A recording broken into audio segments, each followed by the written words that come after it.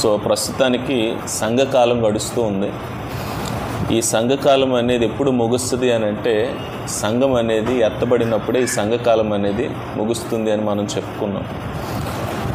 దాని కొరకు నేను కొన్ని వాక్య భాగాలు కూడా చూపించాను. యోహాను సువార్త 14వ అధ్యాయం, అలాగే తెస్సలోనీయులకు రాసిన పత్రిక 4వ అధ్యాయం, 2వ తెస్సలోనీయులకు రాసిన పత్రిక 2వ అధ్యాయం, మత్తయి సువార్త 24వ అధ్యాయం, ఇలా చాలా వాక్య భాగాలు మనం దానికి ప్రూఫ్స్గా మనం చూసాం. క్రిందటి వారం కూడా మనం ఇక్కడికి వచ్చినప్పుడు దాని గురించి మనం కొన్ని ప్రాక్టికల్ ఇష్యూస్ కూడా మనం అధ్యయనం చేసాం. సో సంఘం అనేది భూమి మీద నుంచి ఎత్తబడిన తర్వాత సంఘానికి ఏం జరగబోతుంది, లోకానికి ఏం జరగబోతుంది, ఇది నిజంగా జరిగేదేనా లేకపోతే అనగనగా చెప్పే కథ? అసలు నిజంగా అసలు సంఘం ఎలా ఎత్తబడుతుంది, ఎత్తబడిన తర్వాత అసలు సంఘానికి ఏం జరుగుద్ది, లోకానికి ఏం జరుగుద్ది అనేది అసలు బైబిల్ ఏం చెప్తుందో మనం చూస్తే, సంఘం ఎత్తబడిన తరువాత సంఘానికి తీర్పు ఉంది అని బైబిల్ చెప్తుంది. చాలామంది ఈ విషయాన్ని నమ్మరు. ఎందుకు నమ్మరు అని అంటే, తీర్పు అనగానే వాళ్ళ మనసులోనికి వచ్చే ఆలోచన ఏంటి అని అంటే, అదేంటి సంఘానికి దేవుడు తీర్పు తీర్చడు కదా. తీర్పు అని అంటే మన కోణంలో, మన ఉద్దేశంలో ఏంటి అని అంటే శిక్షించడమో లేదా నరకానికి పంపించేయడమో అనేది మన ఆలోచన. బట్ తీర్పు అనేది ఏంటి అని అంటే, అది దానికి రెండు సైడ్స్ ఉంటాయి. ఒకవైపు ఏంటి అని అంటే పనిష్మెంటు, లేదా ఒకవైపు ఏంటి అని అంటే డ్యామినేషన్ అంటారు, డిస్ట్రక్షన్ అంటారు, నాశనం చేయటం. అయితే తీర్పుకు మరొక వైపు ఏంటి అని అంటే బహుమానం ఇవ్వటం కూడా. మీరు ఎప్పుడన్నా సరే ఒక వ్యక్తి మంచి పని చేస్తే ఆ మంచి పనికి కూడా ఏముంటుంది అని అంటే ప్రతిఫలం అనేది ఉంటుంది. చెడ్డ పనికి శిక్ష ఎలా ఉంటుందో మంచి పనికి ప్రతిఫలం, బహుమానం కూడా ఉంటుంది. కాబట్టి సంఘం ఎత్తబడినప్పుడు సంఘానికి ఆయన తీర్పు తీర్చనై ఉన్నాడు. ఎలా తీర్పు తీర్చనై ఉన్నాడు అని అంటే శిక్షతో తీర్పు తీర్చడాడు, బట్ బహుమానాలతో ఆయన సంఘానికి తీర్పు తీర్చనై ఉన్నాడు. సో ర్యాప్చర్ అనేది సంఘకాలం ఎప్పుడు ముగుస్తుంది అని అంటే, సంఘం ఎత్తబడినప్పుడు. ఈ సంఘకాలం ఎప్పటి వరకు 2000 సంవత్సరాల నుంచి సంఘం భూమి మీద ఉంది. ఇంకెంతకాలం ఉంటుందో మనకు తెలియదు. రేపే దీనికి ముగింపు ఉండొచ్చు, సంవత్సరం తర్వాత కావచ్చు, ఒక 100 సంవత్సరాలు తర్వాత కావచ్చు, మనకు తెలియదు. మనకు తెలిసింది ఏంటి అని అంటే, సంఘం ఎప్పుడైతే ఎత్తబడుతుందో అప్పుడు సంఘానికి ఖచ్చితంగా ఏముందండి, తీర్పు ఉంది. బట్ ఈ భూమి మీద ఇంకో తీర్పు కూడా ఉంది. అదేంటి అని అంటే, సంఘానికి మాత్రమే కాదు కానీ లోకానికి కూడా తీర్పు ఉంది. ఈ తీర్పు ఏంటి అని అంటే, దీన్ని మనం ఏమంటామంటే జడ్జిమెంట్ ఆఫ్ పనిష్మెంట్ అని, జడ్జిమెంట్ ఆఫ్ డిస్ట్రక్షన్ అని. ఇది జడ్జిమెంట్ ఆఫ్ రివార్డ్ కాదు, బహుమానాల తీర్పు కాదు. లోకానికి ఆయన ఇచ్చే తీర్పు ఏంటి అని అంటే పనిష్మెంట్, డిస్ట్రక్షన్. కొన్ని వాక్య భాగాలు మనం చూద్దాం. మొట్టమొదటిగా మనం ఏం చూద్దాం అని అంటే, అసలు ఇంతకీ సంఘానికి ఆయన ఎలా తీర్పు తీర్చనై ఉన్నాడో మనం చూద్దాం. మొట్టమొదటి 2 కొరింథీయులకు రాసిన పత్రిక 5వ అధ్యాయం 10వ వచనం చదువుతారా? సో ఇక్కడ ఒక న్యాయపీఠం. నిజానికి ఆ వర్డ్ మీరు బాగా గమనిస్తే పౌలు ఒక పిక్చర్ ఇక్కడ క్రియేట్ చేశాడు. ఆయన చెప్తూ ఉన్న ఈ మాట ద్వారా అదేంటి అని అంటే క్రీస్తు న్యాయపీఠం. యేసు క్రీస్తు ప్రభు న్యాయం తీర్చడానికి ఆయన తన న్యాయపీఠం మీద కూర్చున్నప్పుడు, దీన్నే బీమా జడ్జిమెంట్ సీట్ అని కూడా అంటారు. జడ్జిమెంట్ సీట్ మాత్రమే కాదు కానీ గ్రీక్లో దీనికి ఉపయోగించబడిన పదం ఏంటంటే బీమా జడ్జిమెంట్ సీట్ అని అంటారు. ఆయన ఎదుట ఎవరు ప్రత్యక్షం కావాలంటే 10వ వచనం ప్రకారం మీరు చూడండి, అన్యుల, దేవుని బిడ్డల, సంఘంతో మాట్లాడుతున్నాడా, సంఘం కాకుండా బయట వాళ్ళతో మాట్లాడుతున్నాడా? మీరు గమనిస్తే ఇక్కడ ప్రొనౌన్స్ అని అంటారు ఇంగ్లీష్లో. ప్రొనౌన్స్ అని అంటే ఎందుకనగా తాను జరిగించిన క్రియల చొప్పున అవి మంచివైనను సరే చెడ్డవైనను సరే దేహముతో జరిగించిన వాటి ఫలము ప్రతివాడును పొందునట్లు. అక్కడ చూసారా, అక్కడ ప్రొనౌన్ ఏంటో మనమందరమును. వి ఆర్ ఆల్, మనమందరమును క్రీస్తు న్యాయపీఠం ఎదుట ఏం చేయాలంటండి, ప్రత్యక్షము కావాలిను. ఆయన తీర్పు తీర్చడానికి తన సింహాసనం మీద కూర్చున్నప్పుడు మనం అంటే సంఘం అంతా కూడా ఆయన ముందు ప్రత్యక్షం కావాలి. ఇంకొక వాక్య భాగం నేను చూపిస్తాను. రోమీయులకు రాసిన పత్రిక 14వ అధ్యాయం 10వ వచనం. మరలా ఇక్కడ మరొకసారి పౌలు సంఘంతో మాట్లాడుతూ, సంఘంలో ఒకరినొకరు తీర్పు తీర్చుకుంటున్నారు.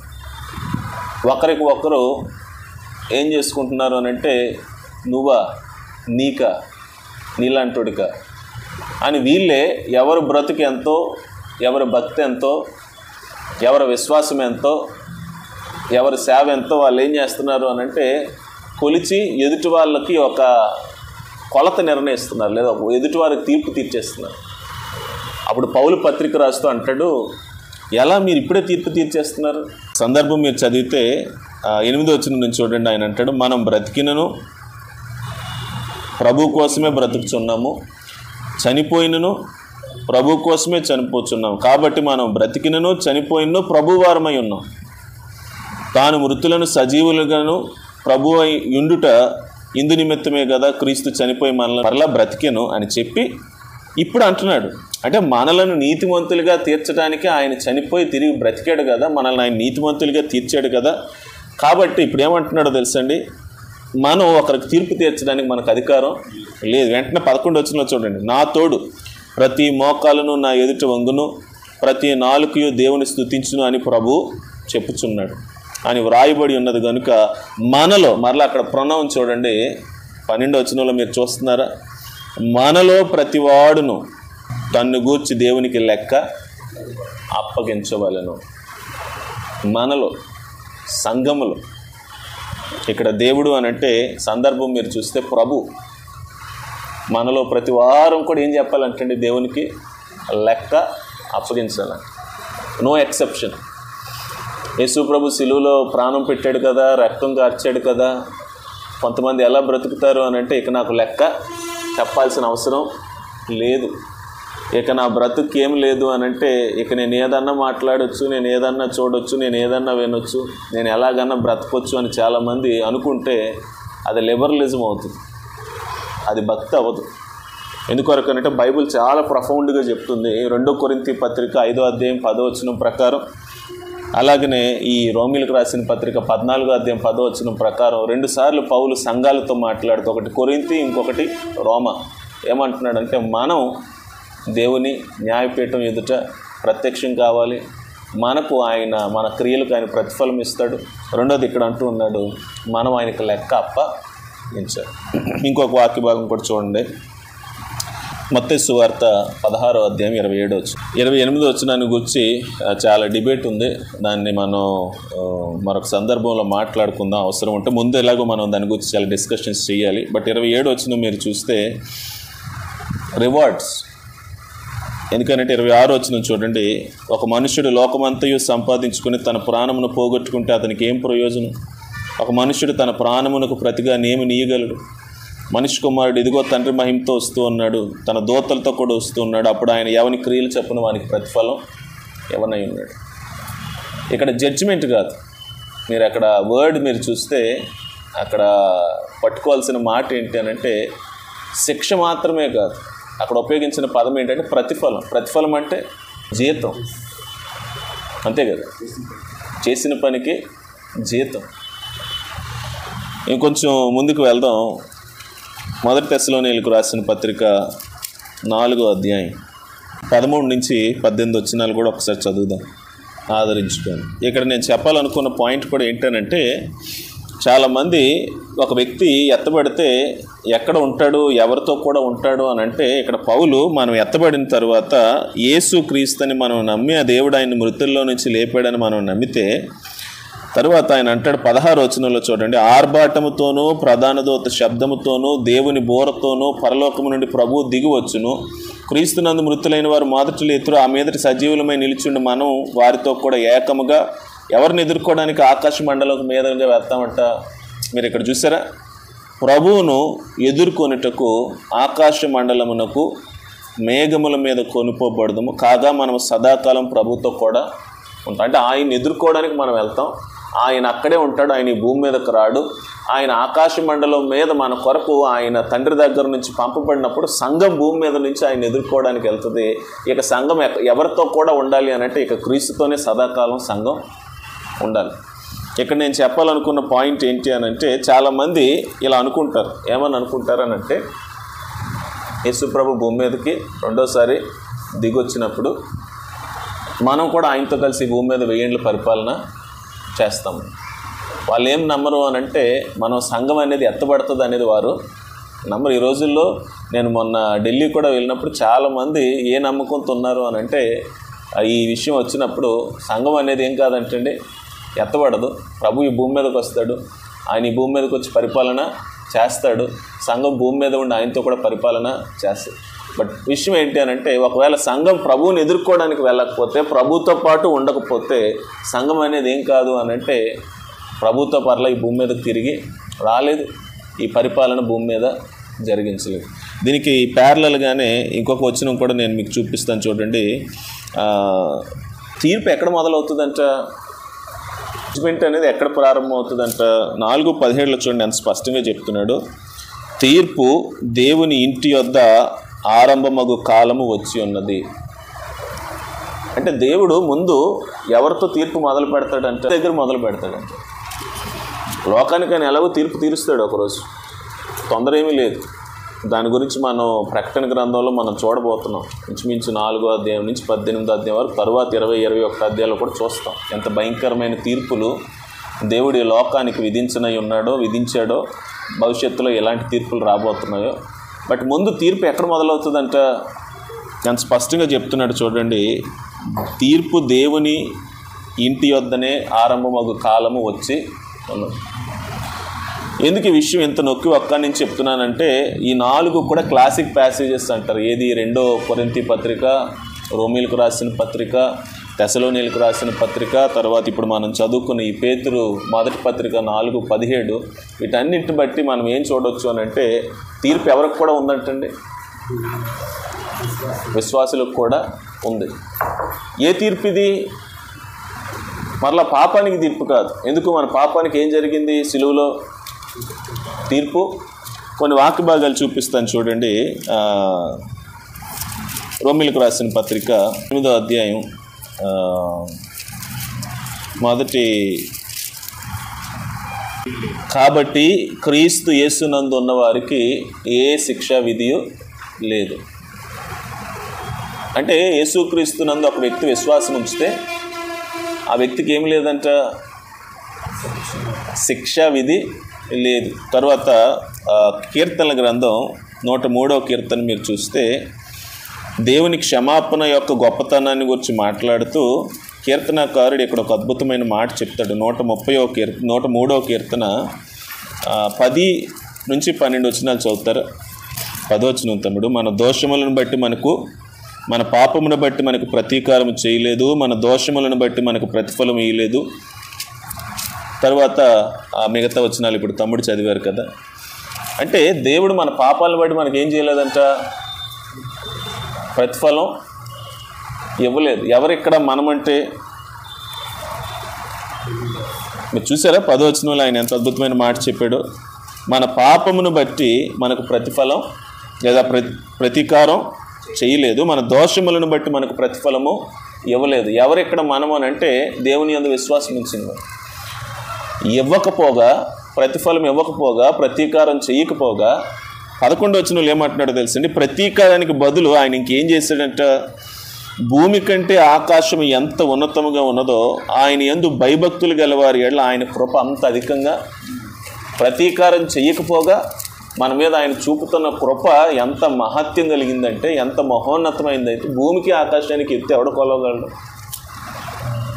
మన పట్ల ఆయన కృప అంత అధికంగా ఉందని. కాబట్టి ఇప్పుడు ఏం చేశాడు, దానికి రిజల్ట్గా 12వ వచనంలో మీరు చూస్తే పడమటికి తూర్పు ఎంత దూరమో ఆయన మన అతిక్రమములను మనకు అంత దూరపరిచి ఉన్నాడు. అంటే ఒక విశ్వాసికి వాడి పాపానికి మధ్యలో దూరం ఎంత అని అంటే ఏం చెప్పొచ్చో తెలుసండి. పడమటికి తూర్పుకి ఎంత దూరమో నా పాపాన్ని నా దేవుడు నాకు అంత దూరం కొలవండి.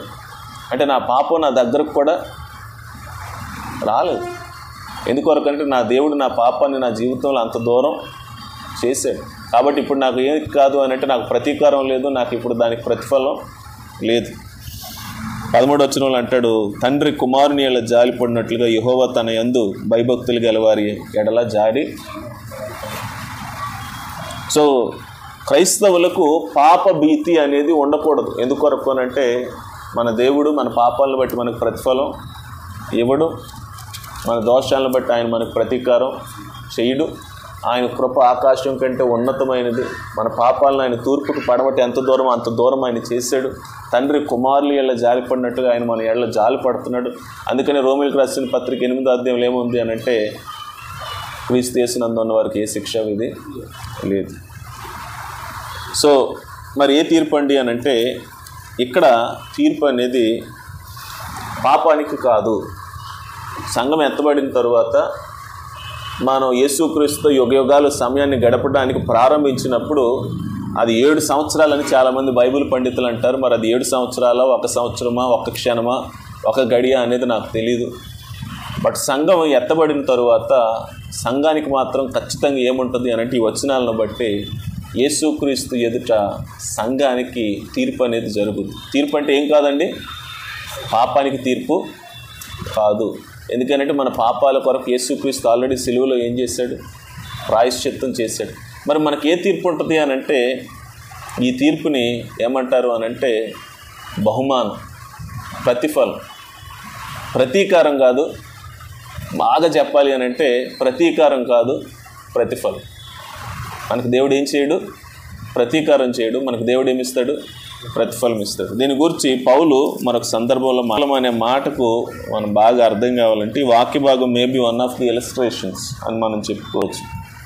కొంచెం ముందుకు వెళ్తే, వేయబడిన తప్ప మరి పునాది ఎవడు వేయకూడదు, వేయబడిన పునాది క్రీస్తు. ఎవడైనను ఈ పునాది మీద బంగారం, వెండి, వెలగల రాళ్ళు, కర్ర, గడ్డి, కొయ్యకాలు మొదలైన వాటితో కట్టిన ఎడల వాని వాని పని కనబడును. ఆ దినము దానిని తేటపరచును, అది అగ్ని చేత బయలుపరచబడును. మరియు వాని వాని పని ఎట్టిదో దానిని అగ్నియే పరీక్షించును. అంటే ఏం జరుగుద్దంట, ఒక దినం ఉంది. ఆ దినాన పౌలు అంటున్నాడు, నా సేవకు ఏం జరుగుద్ది, మీ సేవకు ఏం జరుగుద్ది, మనందరి సేవకు ఏం జరుగుద్ది అని అంటే, మీరు చూసారా, బంగారాన్ని దేంతో పరీక్షిస్తారు, బంగారాన్ని దేంతో శుద్ధి చేస్తారు, అగ్నితో దాన్ని పరీక్షిస్తారు. అలాగే ఇక్కడ ఏమంటున్నాడు అంటే, కొంతమంది బంగారంతో కడుతున్నారంట, కొంతమంది వెండితో కడుతున్నారంట, కొంతమంది వెలగల రాళ్ళతో కడుతున్నారంట, కొంతమంది గడ్డితో కడుతున్నారంట, కొయ్యి కాలుతో కడుతున్నారంట. ఒక్కొక్కరు ఒక్కొక్క దాంతో పనిచేస్తున్నారు. ఒక రోజు రాబోతుంది, ఆ రోజు ప్రతి ఒక్కరి పని కూడా ఏమవుతుంది అని అంటే అగ్ని చేత పరీక్షించబడుతుంది. అగ్ని అంటే అర్థం ఏంటో తెలుసండి, ప్యూర్. దీనికి మొహమాటం ఉండదు. మీరు అగ్నిలో వస్తువులన్నీ తీసుకొచ్చేసారనుకోండి, అగ్ని అమ్మో ఇది గడ్డి కదా అని చూడడం, అమ్మో ఇది కర్ర కదా అని చూడడం. దాని పని ఏంటి అంటే అన్నింటినీ సమానంగా కాల్చడమే దానికి తెలుసు. మిగిలేది మిగులుద్ది, కరిగిపోయేది కరిగిపోతుంది. ఆ దినం ఎలాంటి దినము అని అంటే అగ్ని వంటి దినం అంట. ఆ రోజున దేవుడు ఏం చేయబోతున్నాడు అని అంటే, మనందరి క్రియలను కూడా ఆయన ఏం చేయబోతున్నాడు అంట, అగ్నిలో కాల్చిపోతున్నాడు. పౌలు అంటాడు, చూడండి 14 వచ్చిన ఈమె, ఇన్ఫ్యాక్ట్ మీరు పునాది మీద ఒకడు కట్టిన పని నిలిచిన ఎడల వాడు జీతం పుచ్చుకున్నాడు. చూసారా మాట ఎంత అద్భుతంగా ఉందో. 14 వచ్చిన వాళ్ళు ఏమవుతుంది అంటండి, పునాది మీద, అపోస్తలులు వేసిన పునాది మీద ఒకడు కడుతున్నాడు కదా, ఆ కట్టిన పని నిలబడింది అనుకోండి, అగ్ని చేత కాల్చబడలేదు అనుకోండి, వాడికి ఏమి ఇస్తాడంటే ప్రభు. ఎంత అద్భుతమైన మాట, ఎంత బాగా రాశాడు పౌలు. వాడు జీతం పుచ్చుకును. ఒకని పని కాల్చివేయబడిన ఎడల వానికి నష్టము కలుగును. ఏ నష్టం, తన మట్టుకు రక్షింపబడును కానీ అగ్నిలో నుండి తప్పించుకున్నట్టుగా రక్షించబడతాడు. నష్టం ఏంటి ఇక్కడ, తన మట్టుకు తప్పించుకున్నాడు. ఎందుకంటే పాపానికి ఏం లేదు, మనకి శిక్ష లేదు కాబట్టి, ప్రభు మనల్ని నరకంలో వేయడు కాబట్టి, నిజమైన విశ్వాసి అయితే నరకం నుంచి తప్పించుకోవచ్చు, అగ్ని నుంచి తప్పించుకోవచ్చు. కానీ తన పని ఏమైపోయిందంట, కాలిపోయింది కాబట్టి తనకు నష్టమే. నష్టం అంటే ఏముండదు తనకు, అక్కడ జీతం లేదు. క్రైస్తవులు రెండు రకాలు ఉన్నారండి పరలోకానికి వెళ్ళినప్పుడు, ఎత్తబడినప్పుడు. ఒక రకమైన క్రైస్తవులు ఖాళీ చేతులతో ప్రభు ముందు నిలబడేవారు. వాళ్ళకి ఏం ఉండదు, వాళ్ళు ఏం సంపాదించుకోరు, వాళ్ళకి జీతం ఉండదు. అక్కడ ఎంటీ హ్యాండెడ్ క్రిస్టియన్స్ వీళ్ళు. రెండో రకం ఎవరు అనంటే ధనవంతులైన క్రైస్తవులు. వీళ్ళు ప్రభు ముందు సంపాదించుకొని చేతుల నిండా ప్రభు ఇచ్చిన ధనాన్ని లేదా బహుమానాలు, అదేంటి అనేది నాకు తెలియదు. అది గుర్తింపా, గౌరవమా, అధికారమా, హోదానా, ప్రత్యేకమైన ఒక ఏంటి అనంటే ఘనత, మహిమ నాకు తెలియదు. కిరీటమా, సింహాసనమా నాకు తెలియదు. బట్ కొంతమంది రక్షించబడతారు. వాళ్ళు ఎలా రక్షించబడతారు అని అంటే ఎంప్టీ హ్యాండెడ్గా, ఖాళీ చేతులతో రక్షించబడతారు. తన మట్టుకు తానే రక్షించబడతారు. తనకి ఇంకేం ఉండదు. ఇంకొంతమంది ఉంటారు, వీళ్ళు మాత్రం జీతం పుచ్చుకొని ప్రభువు ముందు నిలవబడతారు. అందుకనే ఒక దగ్గర రాయబడింది కదా, ఏమని రాయబడింది అంటే ప్రభు ఏమంటాడు అని అంటే కొంతమంది దాసులను చూసి బలా నమ్మకమైన మంచి దాసుడు. క్రైస్తవులు చాలా సులువుగా పాపం చేసేసి నా పాపం ఎవరికి తెలియదు అనుకుంటున్నారు. బైబిల్లో ఏముందో తెలుసండి. పౌలు అంటాడు రోమీలకు రాసిన పత్రికలో చూడండి ఒకసారి. రోమీలకు రాసిన పత్రిక 2వ అధ్యాయంలో ఆయన అంటాడు, తమ్ముడా 16 చదవండి 9 అంటున్నాడు తెలుసండి. దేవుడు మనుషుల్ని తీర్పు తీర్చేటప్పుడు అంటండి ఏం బయట పెడతాడంట. చూసారు ఆ మాట ఎంత భయంకరంగా ఉందో, ఎంత భయమేసేదిగా ఉందో. మనుష్యుల రహస్యములను విమర్శించు దినమందున ఎలాగో జరుగును. దేవుడు ఏం విమర్శిస్తాడంట. చాలాసార్లు మన హృదయాలు ఏంటో మనకు తప్ప ఎవరికి తెలియదు. అవి చాలా లోతైనవి, సముద్రం కంటే లోతైనవి. మనం ఏమనుకుంటామనంటే చనిపోతే మన రహస్యాలు మనతో పాటు పాతి పెట్టబడతాయి అనుకుంటాం. మనం ఎవరికి లోకంలో ఉన్న అందరూ అలాగే బతికేస్తున్నారు. వీలైనంత వరకు బయటకు ఒకటి, లోపలికి ఒకటి, హ్యాపీగా సరదాగా బ్రతికినంతకాలం బ్రతికేసి చనిపోతే నా జీవితం ఎవరికి తెలియదు, నేనేంటి ఎవరికి తెలియదు అనుకుంటున్నారు. కానీ ఇది లోకానికి చెప్తూ ఉన్నాడు, అట్ ద సేమ్ టైం ఇది సంఘానికి కూడా వర్తిస్తుంది. దేవుడు తీర్పు తీర్చేటప్పుడు ఏం చూడబోతున్నాడు అని అంటే మనుష్యుల హృదయంలో ఉండే రహస్యాలను ఆయన బయటకు తీసి అందరి ముందు పెట్టబోతున్నాడు ఒకరోజు. దానికి ఆయన ఒకరోజు మనకేమివ్వబోతున్నాడు అంటే ప్రతిఫలం ఇవ్వబోతున్నాడు. మన ఆలోచనలకు ఆయన ప్రతిఫలం ఇవ్వబోతున్నాడు, మన ఊహలకు ఆయన ప్రతిఫలం ఇవ్వబోతున్నాడు, మన తలంపులకు ఆయన ప్రతిఫలం ఇవ్వబోతున్నాడు, మన ప్రణాళికలకు ఆయన ప్రతిఫలం ఇవ్వబోతున్నాడు. ఇంటెన్షన్స్, హృదయ ఆలోచనలు, హృదయ ఉద్దేశాలు, దృక్పథాలు అంటే చాలామంది చేస్తారు, పరిచర్య చేస్తారు. ఇంటెన్షన్ ఏంటి అని అంటే ఇంకేదో కావచ్చు. అందుకనే పౌలు ఆ రోమీలకు రాసిన పత్రిక 13వ అధ్యాయంలో, ఆ కొరింథీయులకు రాసిన పత్రిక మొదటి పత్రిక 13వ అధ్యాయంలో ఆయన అంటాడు కదా, కొంతమంది అంట ఎలాంటి వాళ్ళు అంటే కాల్చిబరుటకు తన దేహాలను కూడా అప్పగించేస్తారండి, కానీ ప్రేమ ఉండదండి. మరి ఎందుకు దేహాలు కాల్చబడడానికి ఇచ్చేసారని అంటే గుర్తింపు కోసం కావచ్చు, గౌరవం కోసం కావచ్చు. కొంతమంది ఏంటి అని అంటే దేవదూతల భాషలతో మాట్లాడే అంత భక్తి ఉంటుంది వాళ్ళకి. వాళ్ళు చూస్తే అబ్బా భక్తి పరులు అంటే వీళ్ళు అనుకుంటాం మనం. ఎందుకనంటే వాళ్ళకి అంత బాగా మాట్లాడడం, అన్ని భాషలు మాట్లాడడం వచ్చు. భూలోకమే కాదు, పరలోకంలో ఉన్న దేవదూతల భాష కూడా మాట్లాడగలరేమో అనిపించవచ్చు. కానీ ప్రేమ లేకపోతే ఆయన ఏమంటున్నాడు తెలుసండి, మోగెడు కంచు గనగనలాడు. కొంతమందికి కొండలను పెకలించగలిగే పరిపూర్ణమైన విశ్వాసం. అంటే కొండను చూసి ఇదిగో కొండ, నువ్వు ఇక్కడి నుంచి బయటకు వచ్చి అక్కడికి వెళ్ళిపోతే కొండ ప్లేస్ కూడా మార్చేయగలరు. అంత విశ్వాసం వాళ్ళలో ఉంటుంది. కానీ ప్రేమ లేనివాడు అయితే వ్యర్థుడు అని అంటున్నాడు పౌలు. అంటే దేవుడు ఏం చూడబోతున్నాడు ఒకరోజు ఆయన ముందు మనం నిలబడినప్పుడు, పలానా రాజా, దేవుడు ఆ రోజు చూడబోయేది ఏంటి అని అంటే నా బయట రూపాన్ని కాదు, నా అంతరంగంలో ఉండే ఆలోచనలు బయట పెడతాడు, నా ఉద్దేశాలు బయట పెడతాడు, నా ఊహలు బయట పెడతాడు, నా హృదయాంతరంగంలో ఉండే ఏంటి అని అంటే మోటివేషన్స్, ఎందుకు చేశాడు, ఏం చేశాడు, ఎలా చేశాడు, ప్రతిదీ బయటకు తీసుకొచ్చి దానికి ఆ రోజు ఏమి ఇవ్వబోతున్నాడు అని అంటే ఆయన లెక్కగట్టి జీతం ఇవ్వబోతున్నాడు. అందుకని ఈ భూమి మీద మనం బ్రతికేటప్పుడు క్రైస్తవులమైన మనం ఒక భయంతో బ్రతకాలి. ఏ భయంతో బ్రతకాలి అని అంటే మనం అందరమును ఒకరోజు క్రీస్తు న్యాయపీఠం ఎదుట నరకానికి వెళ్ళిపోతామని చెప్పట్లేదు. ఎందుకు? మనకు ఆల్రెడీ ఆయన ఏం చేశాడు, సిలువలో మన పాపాలకు ప్రాయశ్చిత్తం చేశాడు. క్రీస్తు యేసునందు ఉన్న వారికి ఏ శిక్ష విధి లేదు. మన పాపాలను మనకు ఆయన దూరం చేశాడు. ఆకాశం అంత కృప చూపిస్తున్నాడు. ఎందుకు ఇదంతా చేస్తున్నాడు అంటే ఈ రోజుకైనా సరే మన జీవితాన్ని మార్చుకొని దేవుని ఎదుట ఒకరోజు జీతం పొందుకునే వారంగా నిలబడాలని. మరి అలాగైతే మీరు అడగొచ్చు, అలాగైతే అండి మరి ఇప్పటి వరకు మేము ఎన్నో తప్పులు చేసాం, ఒకరోజు దేవుడు ఇవన్నీ అందరి ముందు పెట్టబోతున్నాడు అని అంటే లేదు, still we have a opportunity. మనకి ఈరోజు కూడా అవకాశం ఉంది. ఇప్పటికన్నా పాపాల విషయంలో పశ్చాత్తాపడి, ప్రభువా ఇదిగో నా హృదయం ఎవరికి తెలియదు అనుకున్నాను, నన్ను ఎవరు గుర్తించలేరు, నన్ను ఎవరు గమనించలేరు అనుకున్నాను. బట్ ఒకరోజు నీ ముందు నిలవబడితే లోకమంతా క్రైస్తవ సమాజం అంతా చూస్తుంది ఆ రోజు. ఈరోజు మన సంఘమే కాదు, నాకు తెలిసి ప్రపంచంలో ఎన్ని సంఘాలు ఉన్నాయో, ఎన్ని సంస్థలు ఉన్నాయో, ఎన్ని ఆర్గనైజేషన్స్ ఉన్నాయో, ఎన్ని డినామినేషన్స్ ఉన్నాయో, ఎంతమంది క్రైస్తవ సంఘం ఎత్తబడినప్పుడు సంఘం అంతటి ముందు ప్రభు సింహాసనం మీద కూర్చున్నప్పుడు ఆయన ఒక్కొక్కరికి ఆయన ఏమివ్వబోతున్నాడు అని అంటే ప్రతిఫలం ఇవ్వబోతున్నాడు. నేను ఏమంటానంటే మనకి ఈరోజే మంచి అవకాశం. మన హృదయాన్ని ప్రభు ముందు సరి చేసుకొని ప్రతి విషయంలో ప్రభు నేను పాపం చేసి ఇదిగో నా హృదయంలో నా ఆలోచనలు, నా తలంపులు, నా ఉద్దేశాల్లో ఈ లోపం ఉంది, ఈ పాపం ఉంది, ప్రభు నన్ను క్షమించి. ఎందుకంటే ఈరోజు నేను చనిపోయానా ఇంకంతే, మరి నాకు అవకాశం లేదు. ఈ భూమి మీద ఉన్నప్పుడే ప్రభు దగ్గర క్షమాపణ అడిగి మారు మనసు పొంది, ప్రభు నా హృదయాన్ని నేను నీ ముందు సరి చేసుకుంటాను ప్రభు, నాకు వద్దు ప్రభు, ఒకరోజు నేను వీళ్ళందరి ముందు తీర్పు తీర్చబడటం నాకు ఇష్టం లేదు, అవమానం పొందటం నాకు ఇష్టం లేదు, జీతం పొందుకోవాలనుకుంటున్నాను ప్రభు. జీతం పొందుకునేలాగా మన ఆలోచనలు, మన తలంపుల్ని, మన ఉద్దేశాలని, మన పని, మన జీవితం ఆయన ముందు సరి చేసుకుంటే ఏదో ఒకరోజు ప్రభు వస్తాడు, లేదా మనం చనిపోతాం. చనిపోయిన ప్రభు వచ్చినా సరే మనం మర్చిపోకుండా విషయం ఏంటంటే మనకేముందండి, ఆ మాట మన హృదయంలో మన కనుబొమ్మ మీద రాసుకోవాలి, మన హృదయం మన మనసు మీద రాసుకోవాలి. మనమందరమును క్రీస్తు న్యాయపీఠం ఎదుట ప్రత్యక్షం కావాలి. తప్పించుకునే ప్రసక్తే లేదు. అందరం నిలవబడాలి, మనం అందరం ఆయనకి లెక్క చెప్పాలి.